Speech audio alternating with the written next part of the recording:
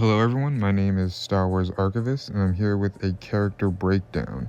Today we'll be looking at Ren, the leader of the Knights of Ren before Kylo Ren. Let's go ahead and kick things off with Ren's character history. It is unknown when Ren was born, but he emerged with his knights during the era of the Empire. In the year 3 ABY, he had developed a reputation as the leader of a group of independent Force users. He was approached by Qi'ra of Crimson Dawn to join her efforts to overthrow the Empire. While he was hesitant at first, she convinced him by telling him it was only a matter of time before the Empire turned their eyes to the Knights of Ren. They gathered with everyone else that Qi'ra had recruited to her cause. He agreed to help even after Qi'ra told him that it was the Sith that ruled the Empire. Ren and his knights were tasked with pulling off a heist on Vader's castle. At first, some of the knights seemed hesitant, but Ren rallied them to get the job done. After landing on Mustafar, the group rode to the castle and found an old entrance thanks to maps and access codes given to them by Qi'ra. Ren led the other knights and they split a lava fall, opening the way into the castle. They found their way through the castle using the maps from Qi'ra. However, they are caught by Vanni, who sounds the alarms. As stormtroopers start to come out and attack, Ren and his knights cut through them and find their way to Vader's vault. Inside the vault, Ren uses the Force to find what Qi'ra sent him there for, an object called the Screaming Key. Once Ren found the key, Vader approached and killed one of the knights. Ren decided to duel Vader and hold him off while the other knights escaped out of a window. Vader dueled Ren and told him that he wasn't worthy of the red lightsaber. Ren informed Vader that he had earned not only the saber but the name by taking it from the one who held it before him. As the duel continued, Vader grazed Ren across the abdomen with his lightsaber. Luckily, the other knights had already escaped out of a window at that point, and Ren knew if the battle continued then he would likely die, so he too jumped out the window. As he landed on the ground, Vader force-pulled the key from above, causing Ren to pull back. They battled for the key, but Ren was struggling more than Vader and ordered the other knights to shoot at Vader, which broke his concentration. Ren pulled the key back, giving Ren and his knights a chance to escape. Ren and his knights had successfully pulled off a heist on Vader's castle. After raiding Vader's castle, Ren and his knights stayed on retainer for Qi'ra. Ren and his knights mostly provided security, especially when a group of bounty hunters broke onto the Vermilion. In the group was Bossk, who recognized the name the Knights of Ren and immediately felt fear. The bounty hunters started shooting at the knights, but Ren deflected each blaster shot while his knights disarmed them. While fighting the bounty hunters, a hunter named Tasu challenged Ren to a fight. Ren accepted and the duel began. Ren kept Tasu on his back legs. Tasu was outmatched by Ren. Just before Ren could kill Tasu, someone threw a weapon stolen from one of the other knights. Tasu used it to escape death, then was pulled through a door and escaped Ren. Ren immediately tried to follow them, but while most escaped, Ren made it to the target and was stopped by Qi'ra just before he could kill the lead bounty hunter. Sometime later, Qi'ra sent Ren and his knights with a woman named Madeline's son to put the key to use. They were sent to an ancient Sith hellscape where Ren and his knights were supposed to protect her. First, Madeline couldn't use the Force, so Ren had to activate the key. He used the Force to touch the key, which caused it to start screeching. Suddenly, giants rose from the ground and began to attack. The knights' blasters didn't make a scratch, but Ren and his lightsaber was able to hold them back. The knights got her to the center of the hellscape while protecting Madeline at the cost of one of their own. She needed time to activate the mysterious device that the key unlocked. Ren told her that if she took too long, then he'd give her to the giants so they would have time to get away. As Ren and his knights battled, they did buy time for her to activate the device. As soon as she succeeded, all the giants turned to stone, saving Ren. Ren had once again succeeded for Qi'ra to have a chance to wipe out the Empire. The device that they had retrieved was called the Fermata Cage, and it required a powerful Force user to activate, but Qi'ra only had Ren. Ren was strong, but not strong enough to unlock the full mysteries of the Fermata Cage, leading Qi'ra and Madeline to start looking for other options. Meanwhile, Ren had already lost 2 knights while serving Qi'ra and was starting to get fed up. Madeline mixed technology from droid tech to ascendant tech, and even still required the Force. So when Kira came into conflict with Darth Sidious, she needed the cage activated immediately.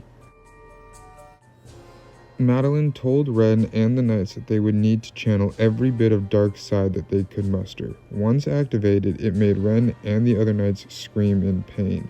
The device began to fail. Eventually, the Fermata cage failed and exploded, and Madeline talked about doing better next time with another scientist. Ren snuck up behind them and threatened them. Ren decided that he and his Knights were done, they had lost too much and been hurt too much. As they left, they suggested Kira run as well. Sometime later, Kira contacted Ren asking him to come back with the Knights. She told him that Palpatine and Vader would hunt him down for the rest of their lives. When she hangs up, he recognizes her point. He decides to swap teams. He sees Kira as losing and flies his ship, the Black Buzzard, into a war zone. See, Kira had initiated a final battle with Vader and Palpatine. On a Maxine station, she had tricked them into falling into a trap and started to use the Fermata cage to capture them. Ren decided that though Palpatine is being trapped, it was only a matter of time before he escaped. Ren figured he and his Knights would be the next targets after Kira. Ren felt that Kira had treated them like disposable idiots and felt no loyalty to her. Ren shot the Fermata cage from his ship and destroyed it. With the cage destroyed and the Sith free because of Ren, Kira realized she lost. Ren and his Knights landed and approached the Sith. They hoped for mercy or even praise. Palpatine was angry and used his lightning on Ren and his Knights, killing 2 of them. Palpatine told Ren that he and what's left of his Knights now work for him. As Palpatine and Vader walked off, they called Ren Small Matters. A few years later, Ren had replenished his ranks and went to raid a Jedi temple on El Forona. Once they got there, they ran into Jedi Master Luke Skywalker and his Padawan Ben Solo. Ren didn't plan to back off as he watched Luke defeat all of his Knights at once. Once defeated, Ren prepared to duel Luke alone. Before the duel starts, Ren informs Luke that his saber has a kill switch where if it leaves his hand, then it would explode, taking the whole temple with them. But Ren decides to call it. He figures he won't win against Luke and says him and the Knights will leave. But before he does, he informs Luke that he can sense the shadow in Ben. Ren drops his helmet on the ground and tells Ben if he ever wants to explore his shadow, then to find him. Years after the fall of the Empire and the death of Darth Vader, Ren was with the Knights who survived the events of Crimson Reign. They had just slaughtered Sector Security to recruit a Force-sensitive criminal. Ren wanted to make sure that the criminal could touch the shadow, what Ren called the dark side of the Force. Ren explained the ideology of the Ren, that the Ren doesn't worry about right or wrong, it just is. It consumes and it doesn't care. It just is, and Ren has dedicated his life to that idea. He tells the criminal who could touch the Force that in order to join the Knights of Ren, he needs to kill his brother. But he hesitated and his brother killed him instead.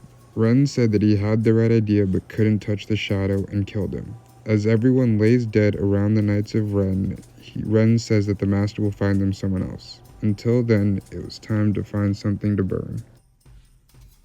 Sometime later, Ren was contacted by Ben Solo, and Ren told him to meet them on Varnak. Once Ben gets there, Ren says they're gonna be friends, or at least Snoke thinks so. Ren tells Ben that the price of joining is a good death. Ben says he killed a fellow Jedi, and Ren listens as Ben describes his fellow Jedi and how he kills one. Ren said that the death did not count and agrees to let Ben travel with them to see if he can get his good death. On Mimban, Ren and the Knights of Ren were interrogating some miners while they were in search of some artifacts. Just before Ren ordered them murdered, Ben used a variation of the Jedi mind trick to pull the knowledge out of their brains. Once Ben told Ren where to look, he had the Knights kill the miners. Ren and the Knights started to kill every miner in their way while Ren began to question if Ben was really committed. Then 2 Jedi from Ben's past appeared. While Ben took off to fight one of them, Ren focused on killing the miners. As he killed, he was stopped by one of Luke's students named Vo. Ren fought her and knocked her away, then she started to fight the other Knights. Meanwhile, Ren left to check on Ben and found him talking to the other Jedi. Ren snapped his neck and told Ben he was fighting this every step of the way, and they were wrong. Ben picked up a second saber, thus starting the fight. Ren and Ben began to duel, and Ren had no plans of letting Ben live. The fight got more intense as Ben got angrier, creating lightning until Ben plunged his lightsaber into Ren's chest with a burst of force energy. With the saber in his chest, the story of Ren ended. Alright, now let's go ahead and dive into Ren's abilities and skills. Ren's Force ability as well as his power vary. Ren can control the Force to a degree that was even above Luke's students other than Ben Solo. He also had enough power to stop Vader from pulling something away and could easily snap necks. Yet Madeline insisted that with the other knights they were nothing more than a whisper. It seems that his strength in the Force varies to fit the story. It sounds cheap, but it's the only reason I could think of that he could struggle with Vader, one of the top 10 most powerful Sith, yet still be called nothing more than a whisper. Generally, I would say he is above average in terms of Force power.